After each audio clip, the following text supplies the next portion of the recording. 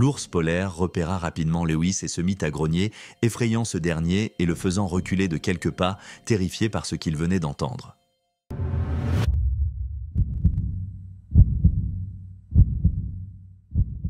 Les ours polaires ne sont pas seulement les prédateurs au sommet de la chaîne alimentaire de l'Arctique, mais aussi l'un des plus dangereux parmi tous les prédateurs du monde sauvage.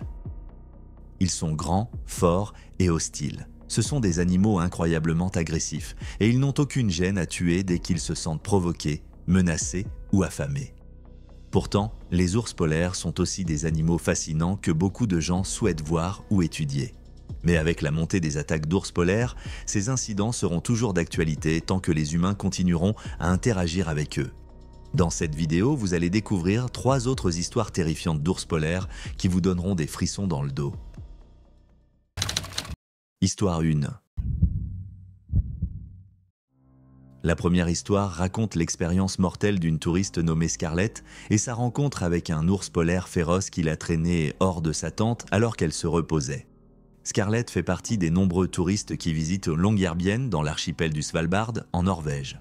Longyearbyen est une destination touristique très populaire dans la région en raison de ses vues sur les aurores boréales et est l'une des nombreuses villes arctiques où l'on peut apercevoir des ours polaires à l'état sauvage. Ce lieu est considéré comme le camping le plus septentrional du monde, ce qui en fait un lieu très prisé par les touristes. Scarlett séjourne actuellement au camping de Longyearbyen, un site près de la côte qui propose des emplacements pour tentes à tous les touristes. Cet endroit offre une vue imprenable sur les aurores boréales et une chance pour les visiteurs de vivre l'expérience du soleil de minuit de mi-avril à fin août. En raison de la menace des ours polaires autour de Longyearbyen, 2 chiens de garde et un gardien autorisé veillent sur le campement, ajoutant une protection pour les campeurs. Un mal de tête réveille Scarlett en pleine nuit. Ce mal de tête lui cause un inconfort intense, alors elle cherche des antidouleurs dans ses sacs. Après en avoir trouvé un, Scarlett prend le comprimé et décide de sortir pour se calmer. Elle s'assoit sur une chaise pliante près de la côte et sent la brise froide de la nuit sur sa peau. La vue de la côte, avec le reflet de la lune et le ciel nocturne dégagé, la détend rapidement. De plus, les locaux de Longyearbyen avaient affirmé que les ours polaires apparaissent rarement la nuit, ce qui explique pourquoi Scarlett se sent en sécurité en étant assise dehors sur sa chaise.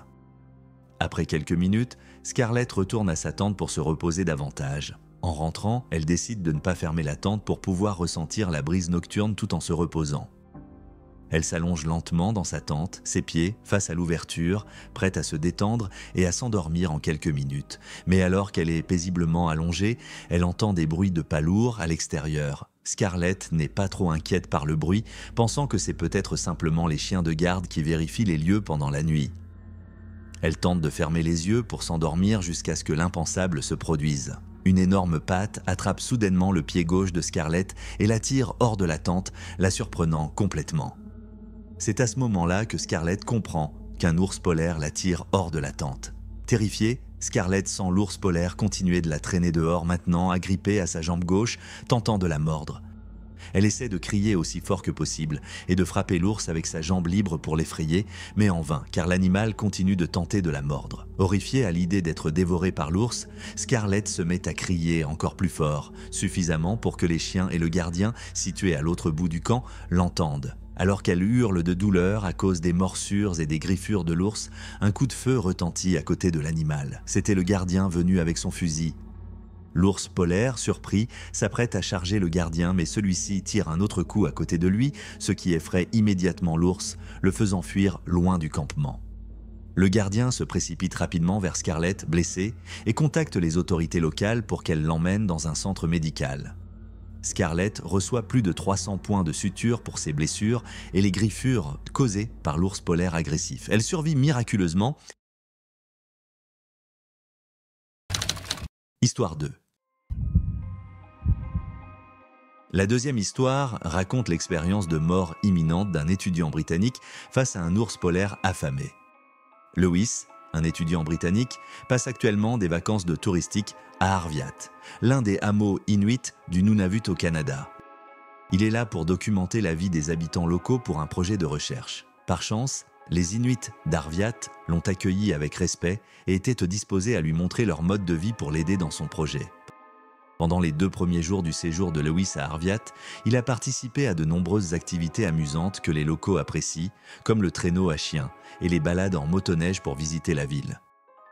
Lewis aimait documenter chaque moment passé dans cet endroit. Après une longue journée de tournage et de documentation, Lewis est retourné à sa cabane, accompagné d'un jeune local de son âge nommé Nanook.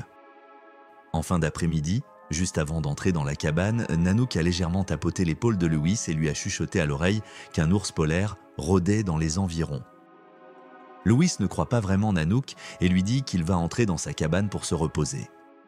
Nanook ne fait pas de cas et s'en va immédiatement. Une fois à l'intérieur de la cabane, Lewis est intrigué par ce que Nanook lui a dit plus tôt. Les ours polaires sont des animaux courants à Arviat, mais Lewis n'en avait pas encore vu depuis son arrivée dans la petite ville. Il se dit que c'est peut-être sa seule chance de voir un ours polaire de près. Poussé par la curiosité, Lewis attend le bon moment pour sortir jeter un coup d'œil à l'ours que Nanook avait mentionné. Il sort discrètement de sa cabane et aperçoit immédiatement un gigantesque ours polaire reposant au loin. Il est tellement émerveillé par la vue de l'animal qu'il décide de s'approcher pour l'observer de plus près.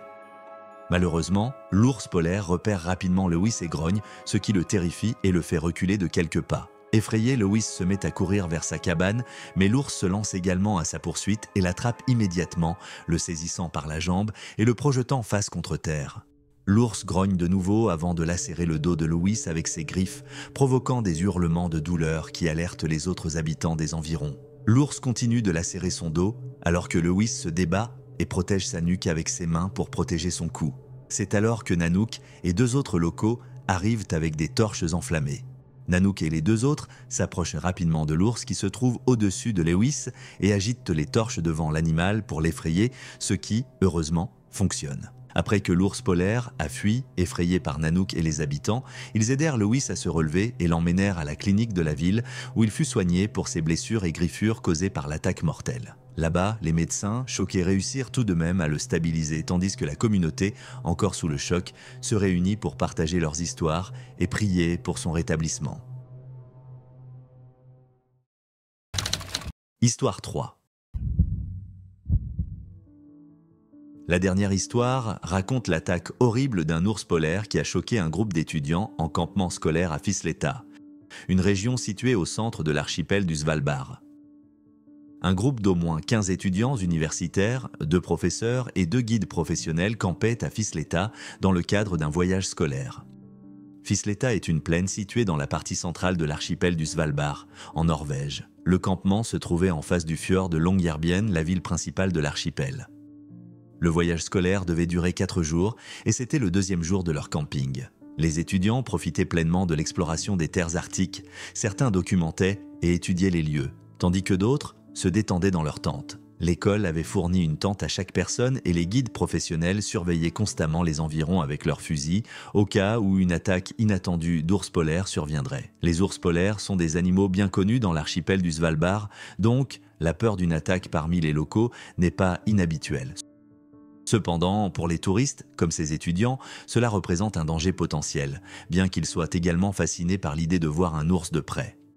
Une étudiante nommée Cora se promenait paisiblement autour du campement dans la neige lorsqu'elle aperçut une grande silhouette blanche au loin. Elle courut immédiatement vers l'un des guides, nommé Ashton, et lui dit qu'elle pensait avoir vu un ours polaire. Ashton rassura rapidement Cora en lui disant que même si c'était bien un ours, il ne pourrait pas les attaquer, car ils étaient en sécurité au campement. Rassurée par les paroles d'Ashton, Cora retourna dans sa tente pour continuer à lire son livre préféré. Elle passa des heures à lire jusqu'à ce qu'elle entende un cri venant de l'extérieur. Curieuse, elle sortit de sa tente seulement pour voir un ours polaire attaquer leur campement.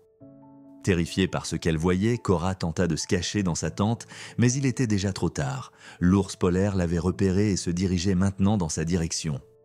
Cora n'eut d'autre choix que de quitter sa tente à toute vitesse avant que l'ours ne la détruise complètement. Heureusement, elle réussit à s'échapper avant que l'ours ne frappe sa tente. Mais la situation s'aggrava encore. Cora vit son camarade de classe Julia, que l'ours polaire était en train de traîner par la jambe. Ashton et l'autre guide firent de leur mieux pour effrayer l'ours, mais sans succès, car ils n'avaient pas leur fusil. L'ours polaire cessa de traîner Julia et se dirigea directement vers Ashton, qu'il griffa et lacéra violemment. Cora, terrifiée mais décidée à aider, se souvint qu'un des professeurs avait des pistolets lance-fusées. Elle courut immédiatement jusqu'à sa tente et saisit un des pistolets. Tremblante, elle visa à côté de l'ours polaire, priant pour que son plan fonctionne.